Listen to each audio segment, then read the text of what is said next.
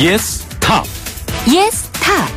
최영대 뉴스 정면 승부.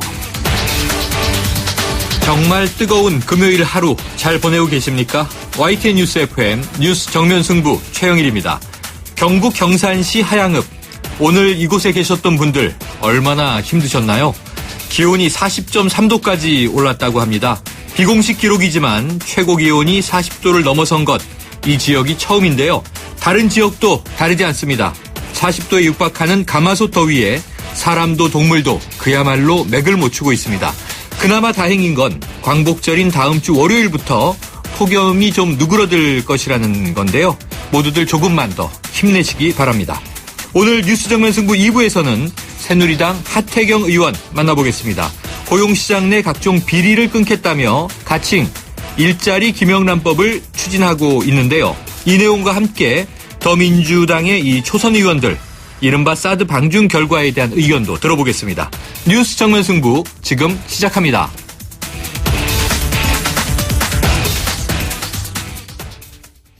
네, 먼저 오늘 하루 있었던 뉴스를 정리해봅니다. 오늘의 시사뉴스 브리핑. 자, 광복 71주년을 맞아서 특별 사면이 단행됐는데요. 유전병을 앓고 있는 이재현 CJ그룹 회장이 포함될 것인가 관심이 쏠렸었죠.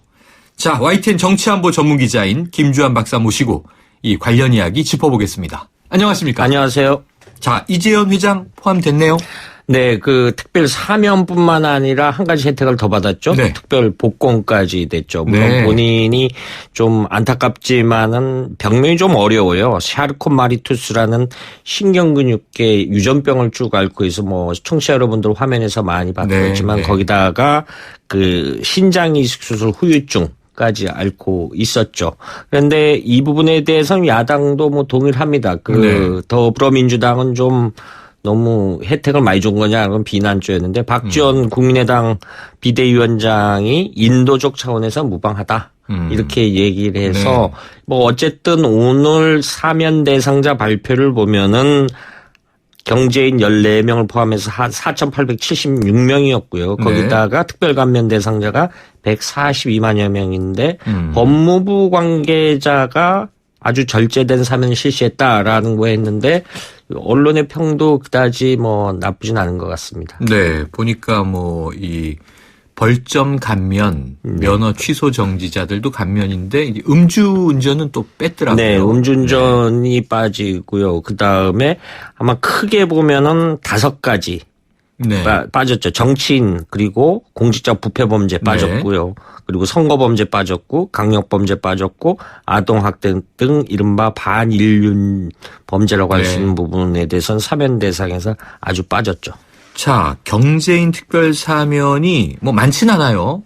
이 4,800여 명 중에 14명이 이제 이름을 올렸는데 결국 이 대기업 재벌 총수 가운데는 이재현 회장이 유일한 거죠? 네, 그 지금 14명이라고 말씀하시는데 사실 중소기업 관계자들이 나머지고요. 이재현 회장을 빼놓고 사실 이 재계에서 기대는 했던 것 같습니다. 지금 상중인 한화 김승현 회장이 있고요. 그다음에 최근에 만기 출소했죠. 최재원 SK 수석부회장 이런 사람들에 대한 사면이 예상을 했는데 사면이 안 이루어졌습니다. 이뿐만 아니고 뭐 정치인들도 예상외로 안 들어갔죠. 네, 대기업과 정치인들 아주 절제된 엄격하게 이제 됐는데요. 이재현 회장은 그러면 어느 정도 예측을 했을까요? 이전에 항고를 포기해서 형이 확정됐고 말씀하신 유전병 때문에 형 집행정지를 받은 상태였죠? 네, 그 뭐 예상을 했다 안 했다는 제가 직접 말씀드리지 못하겠지만 오늘 있었던 상황 이복 동생 측에서 굉장히 반발을 했죠. 반발을 했는데 지금 정무수석 김지원 정무수석이 뒤에서 여러 가지 많이 힘을 쓴 정황이 있다라고 주장을 했죠. 사실 뭐 이재현 회장과 김지원 정무수석이 관계는 있었습니다. 그러니까 그 18대로 기억을 하는데 지금 김재원 정무수석이 국회의원을 한 번 하고 중간에 한 번 떨어졌다가 다시 되고 지금 했는데 18대 무렵에 아마 국회의원 초선 낙선하고 나서 사실 그때 CJ에 상임 고문을 하고 있었습니다. 상임 고문을 하고 있어서 나중에 이제 국회로 되돌아왔는데 아마 이복 동생 측에서는 그 부분을 문제 삼아서 그 정무수석이 여러 가지 애쓴 정황이 있다. 그래서 이렇게 주장을 하는 거죠. 네, 일단은 뭐 이재현 회장의 이복 동생 측의 뭐 주장이니까요. 네. 어쨌든 그러한 또 이제 이 경력상의 관계가 있었다. 뭐 이런 정황이 있군요. 그렇죠. 자, 이 정치인이 빠진 대목에 대해서는 정치권의 좀 반응은 어떻습니까? 일단 정진석 새누리당 원내대표가 국민통합 차원에서 좀 배려가 있지 않아야 되겠느냐라고 청와대에 몇 차례 건의를 했었답니다. 뭐 특정인을 거론하진 않았지만은 그래서 이제 거론됐던 사람이 그중에 이제 이광재 전 강원도지사가 있었고요. 그다음에 이상득 전 국회의원, 네. 그다음에 정봉주 전 의원, 네. 홍사덕 전 의원 뭐 이런 사람들이 혹시 포함되지 않겠느냐라고 이 조심스럽게 점치는 사람이 있었습니다. 그 근거 중에 하나는 과거에 대통령 고유 권한이 이제 특별 사면이 있지 않습니까? 이때 이른바 끼워 넣기 식의 사면이 있었죠. 그래서 많이 바뀐 것 같아요. 19대 국회 때인가요? 18대 때인가 박범계 의원이 이 사면 가지고 중간에 수익을 얻는 브로커가 있다. 그 당시에 정기국회에서 법사위에서 주정을 해서 굉장히 한때 좀 논란이 된 적이 있었습니다. 어떤 그런 문제가 있어서 이른바 끼워넣기 하는 식의 정치인 사면은 이번에 철저히 배제한 흔적이 역력히 드러나고 있죠. 네, 지금 말씀하신 그런 흐름들 때문에 이 박근혜 대통령 이 대선 후보 시절에 이미 대통령의 고유 권한이지만 사면권을 좀 엄격하게 제한하겠다 이런 얘기를 했는데 그 공약으로 내걸었었죠. 그 당시. 지금 이제 세 차례 사면이 단행되고 있습니다만 역대 정부보다는 이제 많이 절제되어 있는 건 사실인 것 같습니다.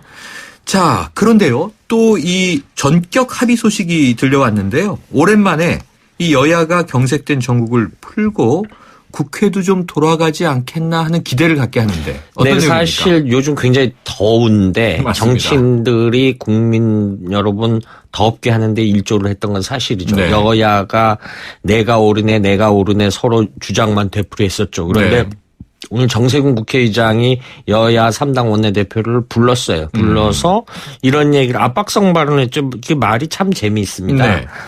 남미에서는 지금 열심히 대표 선수들이 뛰어서 국민들을 더위를 시켜주는데 정치권은 그런 소식이 없어서 국민들을 더 덥게 한다라고 해서 앉혀놓고 정확한 표현인 것 같은데요. 이렇게 좀 압박성에서 뭐 이렇게 보면은 사실 국회의장이 부를 때는 사실 그 여야 원내대표도 부담을 느낍니다. 또 부담을 느껴야 되는 것이 사실이고요. 입법부 수장이기 때문에. 그래서 1시간 2여 만에 뭐 초기에 뭐 앞서 말씀드린 서로 자신들이 옳다고 주장을 하다가 어쨌든 합의를 했죠. 그래서 22일 날 본회의를 열어서 추경안 처리를 하기로 했고요. 그다음에 최근 뭐 조선업계가 뭐 말이 많지 않습니까? 그렇죠. 이런 부분에 대한 청문회도 23일부터 25일까지 상임위에서 하겠다.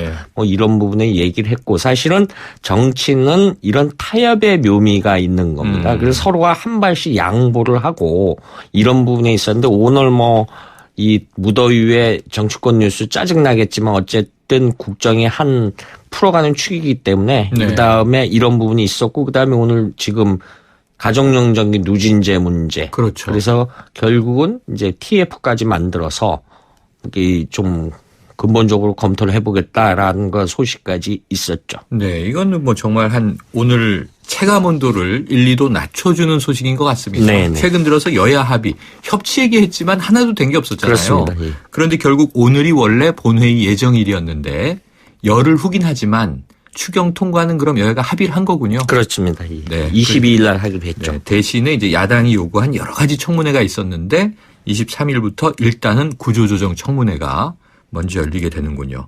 자, 그리고요. 지금 뭐 새누리당은 이제 전당대회 이후 이정현 대표 체제가 이제 굳혀져 가고 있는 초기 단계인데 27일에 이제 더불어민주당 전당대회 있잖아요. 그럼 그 당권 주자들 지금 뭐 하고 있어요? 지금 열심히 이제 수은의 이른바 대의원들이나 당원들 상대로 연설을 하고 있는데 합동 연설이죠? 좀 당내에서 좀 불안해하는 부분이 있죠. 왜냐하면 주목을 지금 못 받고 있지 않습니까? 사실은 흥행이 잘 안 되고 있다. 이른바 과거에 노무현 전 대통령께서 경선할 때 그때 그 당시 이인재 네. 전 의원이라든가 이런 사람들이 했을 때 그때를 주말 드라마라 그랬어요. 대단했죠. 굉장히 대단했죠. 제가 맞습니다. 그때 이 따라다니면서 현장 취재를 했던 적이 있는데 그때 열기에 시작하면 그때는 국민들이 앉으면 그런 관심사를 이야기를 하고 네. 그랬었는데 지금은 거의 뭐 이 관계자들 아니면은 사실은 네. 언론에서 다루긴 합니다. 그런데 국민들 별로 관심을 안 가지니까 아마 이 무더위에 그 당권 주자들도 좀 맥이 빠지는 듯한 분위기가 없지 않아 있는 것 같습니다. 네. 저 김 박사님이 취재를 안 하셔서 그런 것 같아요. 좀 현장에 가셔야 될 것 같아요. 예, 알겠습니다. 네. 어제는 부산, 오늘은 대구, 또 이 김부겸 마케팅이 오늘 펼쳐졌다는 이야기도 있는데. 그렇습니다. 예. 자, 뭐 리우올림픽에 다 신경이 지금 쓰이고 있어서 다음 주 이번 주말 보내고 더불어민주당 이제는 뭐 카운트다운이 시작됩니다. 네. 어떻게 되나 지켜보도록 하죠.